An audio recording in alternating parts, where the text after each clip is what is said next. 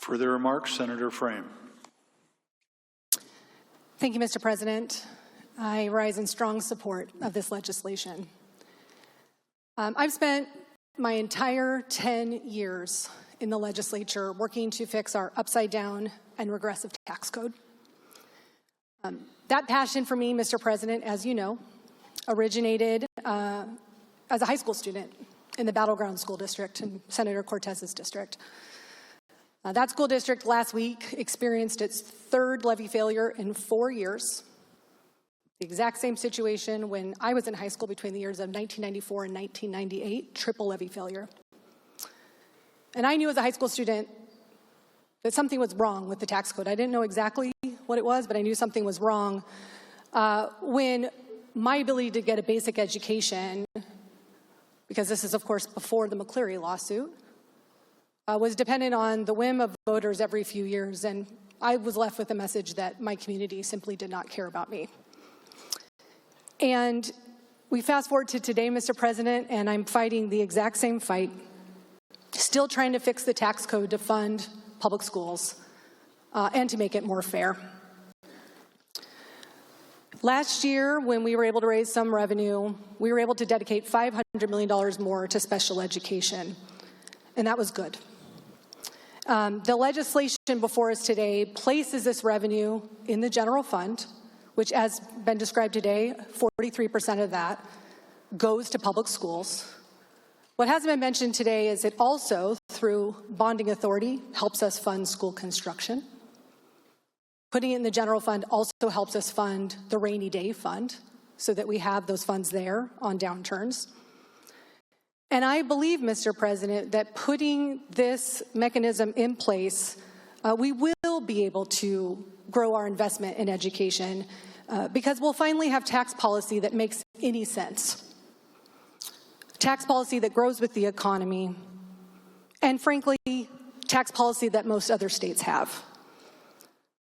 You know, last year I participated in the school funding equity work group that was facilitated by the Office of the Superintendent of Public Instruction, and we looked at how other states fund public schools.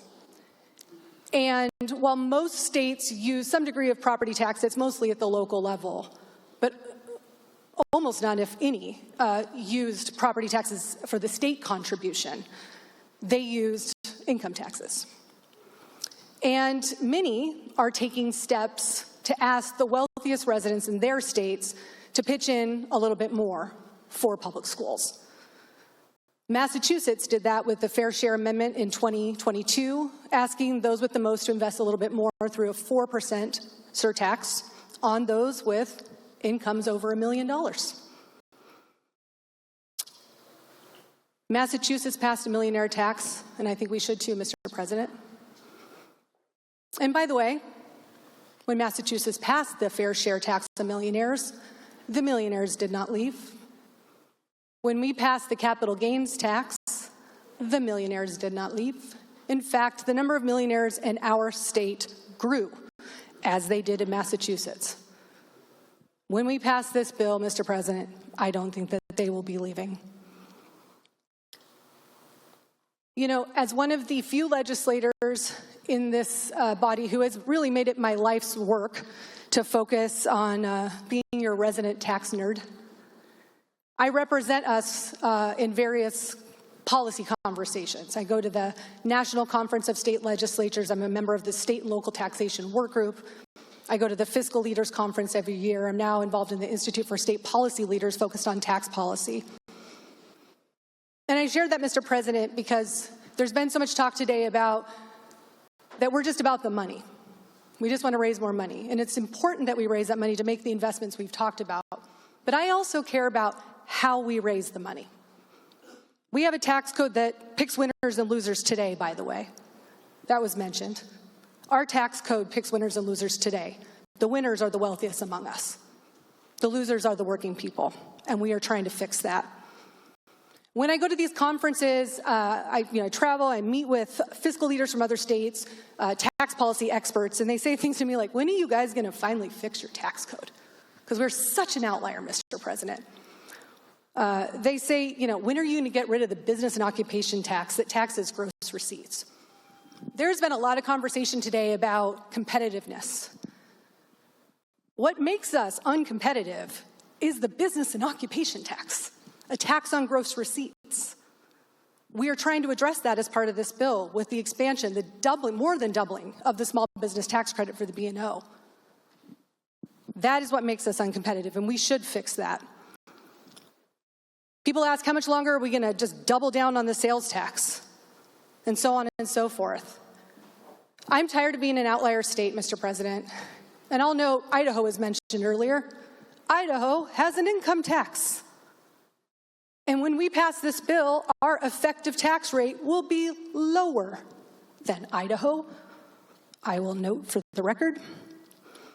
I am tired of relying on the sales tax that disproportionately impacts working families. I am tired of taxing small and low margin businesses with a tax on gross receipts. Passage of this bill, Mr. President, actually opens the door and creates a pathway where we might be able someday to have a conversation about taxing net receipts rather than gross. I say I'm tired of asking working people to pay more, and I'm frankly tired of giving the wealthiest among us massive tax breaks.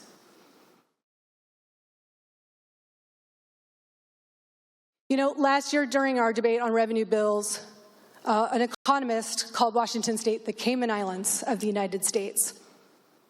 I'm tired of the inaction that has allowed this state to become a playground for the rich, while working people struggle to pay their rent, put food on their table, and afford health care and child care.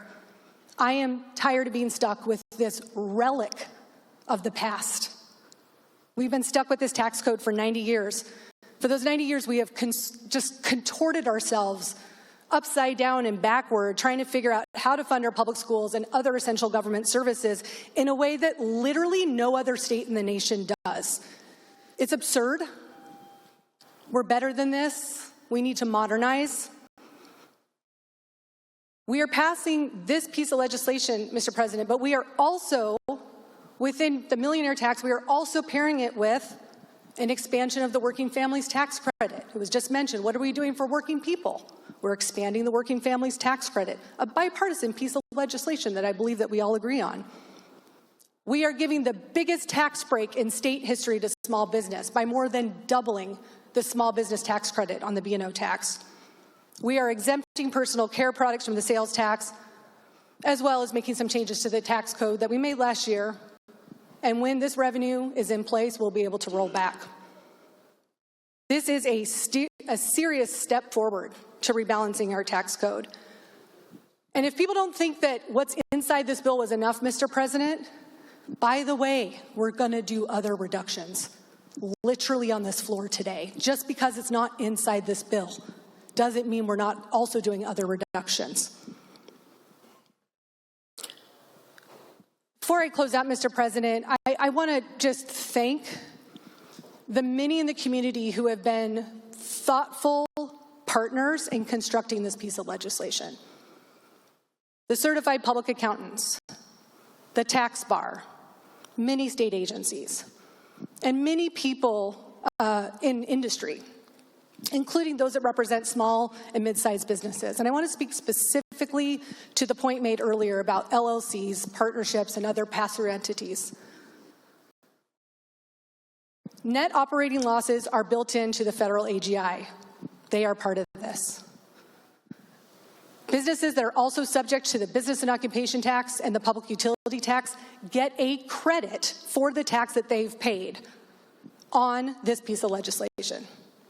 They're subject to the millionaire tax, and that same income has been subject to the B&O or the PUT. They get a credit for the tax paid. I've already mentioned we are more than doubling the small business tax credit. And through some great conversation and looking at what other states do, we are doing what's called an entity-level election so that pass-through entities can pay the tax on behalf of their partners or owners and then take it as a deduction against their federal taxes. We have worked diligently to make this a good bill for small business. And frankly, Mr. President, the conversations are not over. We are continuing those conversations, trying to get it right and make sure that it is rooted in good tax policy. This is the most technical piece of tax policy that we have looked at in 90 years. I'm grateful to those that have been good partners in this. So as I close out, Mr. President, I agree Children's Day was a wonderful day to bring this forward. It was wonderful for a period of time to have my own son here listening to this debate. He got bored. He's 5. He left. But I do ask that we support this legislation today, Mr. President, just to take finally the step that we need to have the tool in the toolbox truly to address our upside-down, regressive, and truly a relic of the past tax code. This is a good bill, and I ask you to vote yes. Further remarks, Senator Wagner.